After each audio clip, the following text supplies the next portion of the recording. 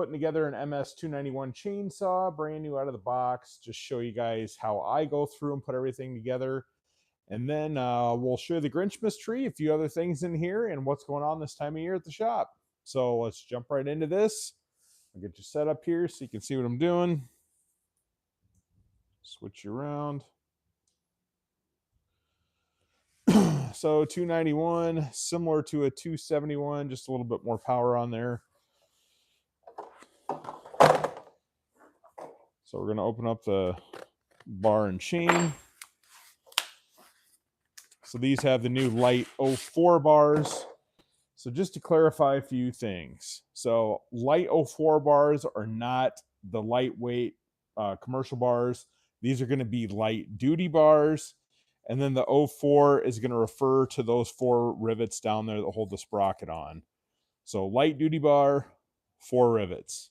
Not professional lightweight bar, but that is what that stands for, just in case you were wondering. These saws are going to come with micro chains. These are going to be the new gauge that they started using a couple years ago, the 050 gauge. If you have a saw like a 290 saw, those were going to have 063 chains.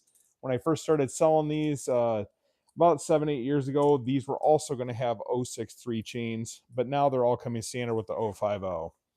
So the idea behind that was the chainsaws are going to cut faster. I don't really know if that's true or not, but that is what we are being told. So I get the chain mounted on the bar just like this. I'll go ahead and sit it right there.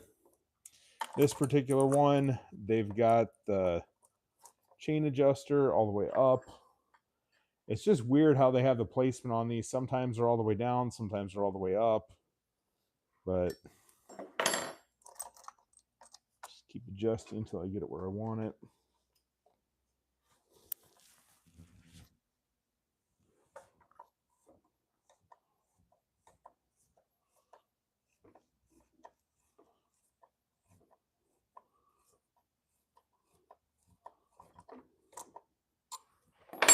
All right, so we got that in there. Going ahead and take the clutch cover, put it on there. There's 2 sides to these. One is going to have the steel S insignia, one's not. I always put the S out. So what I've been taught is these will go on either way, but sometimes if you put them on with the S insignia in, it's actually going to bind onto that stud, and when it binds onto that stud, sometimes when you try to take it off, it'll back out. I don't know if that's 100% true, but that is just one detail that I've always done. So now that we've got that set like that, I use my scrunch, break off, roll it through. There's going to be a little bit of slop down there, so I'm going to tighten this up again, just a little bit more. Roll it through, a little bit more. That grinding sound's what you want to hear as you're rolling it through. And the scrunch is a good way to do that. So once we get that done, then we can go ahead and tighten it down. I always just tighten the first bar nut. Take it, roll it through, make sure it's doing what I want it to do. Then I tighten the second one down. The reason I rotate it through like that is if you put it on wrong and you pinch it between that washer on there and the sprocket, then it's going to be tight. You're not going to get it to rotate. If you put it on with the drive link teeth sitting wrong on the sprocket where they're not seated in there, then you're going to have slop as soon as it starts running. So that is what we want to see when we do that there. So I've got that done. Got both of those tightened up. Put the chain brake on. Go ahead and throw the scabbard on there. And of course, we'll throw my stickers on there. So these are my identification stickers that the stuff was bought, sold, and serviced here. So I put my main one on top. Just nice little placement where it looks clean and classy. And then I've, of course, got this little guy right here. That's my logo. I like to throw these right on the nameplate, just like that. So it's my little unique touch that I do with that. And of course, I take this, the standard bar and chain instructions, warning hazards, whatever else you want to call it.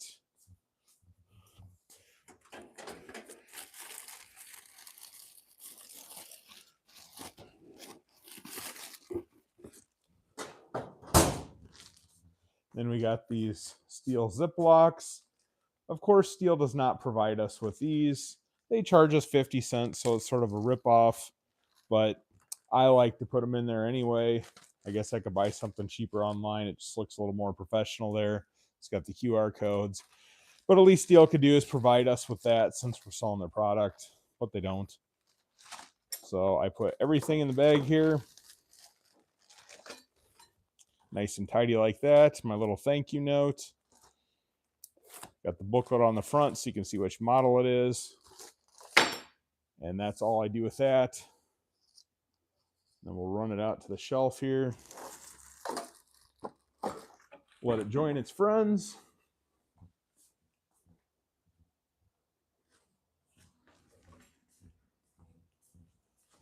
And of course, we started decorating for Christmas. And we are early to the game this year. It's just been one of those years where I'm ready to move on with the year. So I want to get the Christmas stuff out there. And what better way to do it than start decorating? So there's my chainsaw collection. I've got most every saw that Steel makes normally in stock. Sometimes stuff sells through. And then once we get to winter, I don't keep a lot of that stuff in stock, especially battery powered stuff. It's not going to sell. But yeah, I've got a huge selection of stuff, bars and chains. I've got chains from 10 inch up to 41 inch in stock, rolls of chains as well. So I try to keep a good selection for my customers. Trimmers are running a little bit thin because trying to sell them down before winter, and nobody's going to be buying a trimmer when it's snowing outside. So I am one of the only dealers around here that stocks the 881 saw.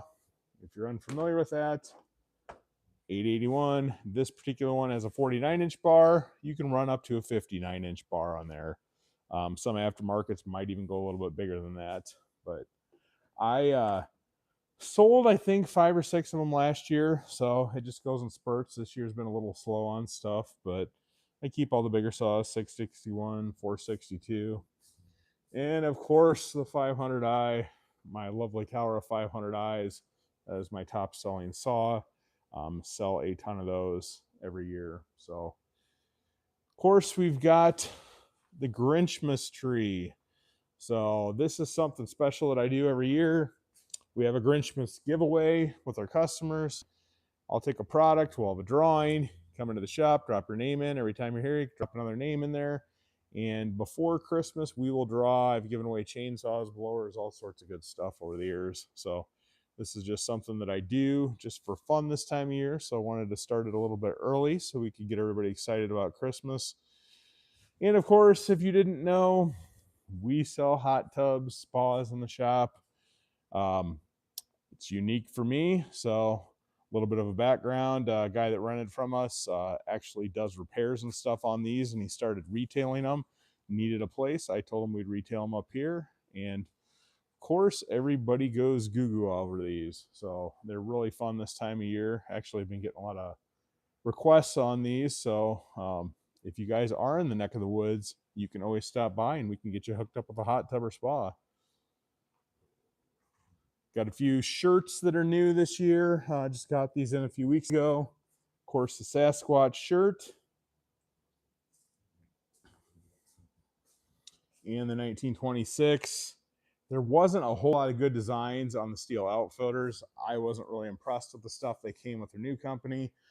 So these were the only two I was interested in buying. I think a lot of the stuff is actually quite dorky, if you ask me, but nonetheless, there is a store with a lot of stuff. The hats, they did have a lot of cool hats on there. So these are some of the new ones that we got in the shop.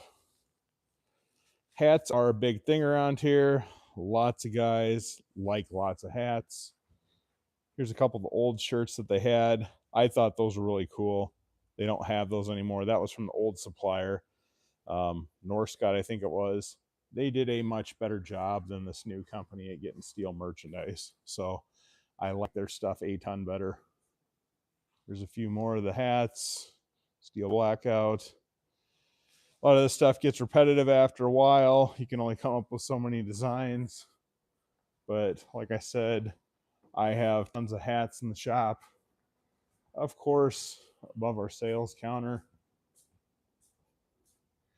Some of these are new, some of these are old.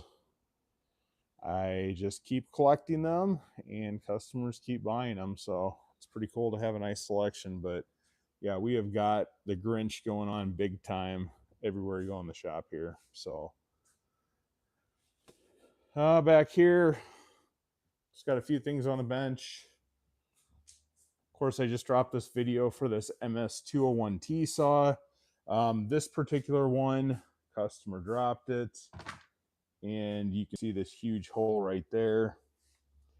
No way to fix that. I mean, guys say epoxy it, whatever, but that is a massive hole right there. You're not going to epoxy that. Just replace this.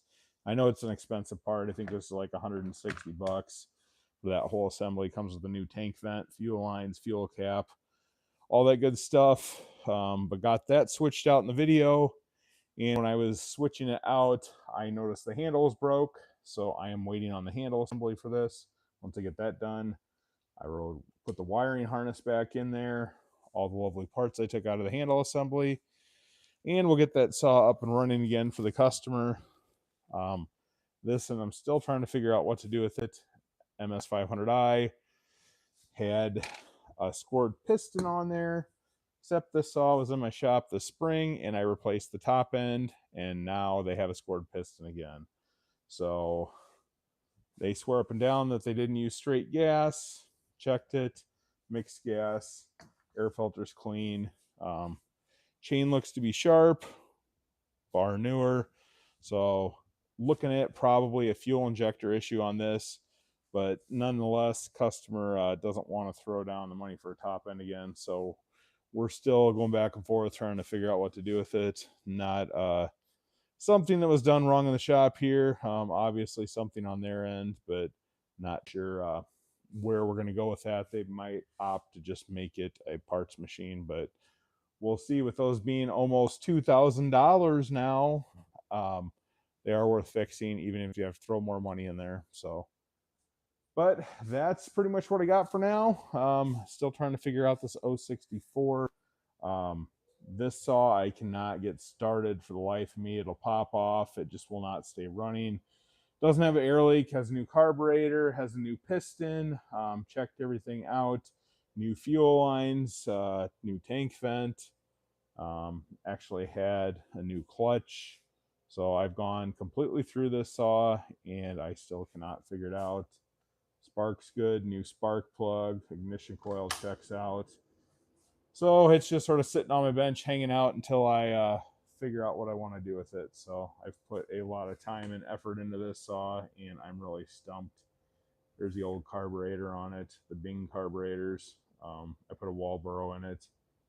I don't like to use the Chinese aftermarkets, but yeah, I am pretty stumped on that saw. So stuff, the older ones, you go down this rabbit hole, you start digging into these saws. You find one thing after the other. I was just going through and I was doing the pressure vacuum test, popped the clutch off. Clutch is falling apart, needed new springs.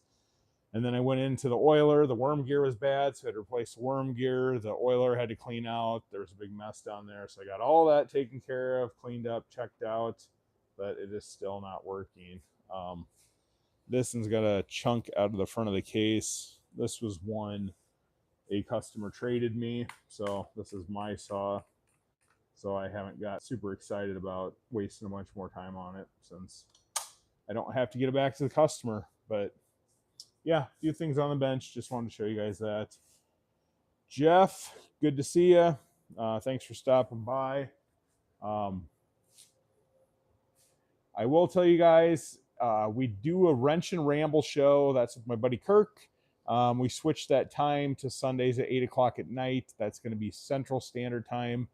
So 9 o'clock if you're on the East Coast, and let's see, that'd be 6 o'clock on the West Coast. And if you're somewhere else in the world, I don't know, you'll just have to look up the time. So 8 o'clock Central Standard Time at night, Sundays. Wrench and Ramble, lots of fun there. So yeah, that's all I got for right now. Just a lot of small repairs, getting stuff in and out really quick. Nothing super exciting that I wanted to make a video for you guys. So just showing you what I got going on now. And of course, the Grinchmas tree. That's my favorite little holiday cheer that we do. All decked out with the Grinch in there. And of course, my buddy Matt the Dummy sporting a steel hat. He might decide to dress up as Santa Claus one of these days, but we are definitely going to have to find him an outfit because what he's got going on isn't working right. He's got a little feminine stance there, but we'll deck him out as Santa and see if he likes that any better. So that is all I got for you guys. Thanks for stopping by. We'll check you out tomorrow. Have a good one.